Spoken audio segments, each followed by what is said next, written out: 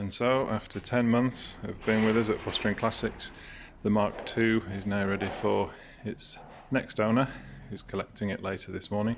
So I wanted to just have a quick walk around to show you all the video of the finished product. It really is a showcase for the level of work and quality that we can achieve at Fostering Classics, and I'm really proud we managed to recover and bring this particular car back to life.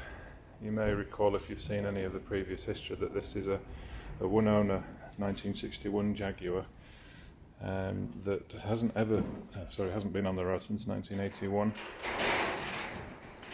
and is now brought back to full splendour. In fact, it may even be better than when it left the factory, who knows. I'm certainly very proud of it, and I hope that the new owner gets a lot of enjoyment from the car. The number of hours that have gone into this project have been immense. It really has absorbed a lot of the last 10 months of my effort, but I've also learnt a lot during the process. It's been a very interesting journey, and as you can see from the quality of the finished product, it's a rather amazing car now.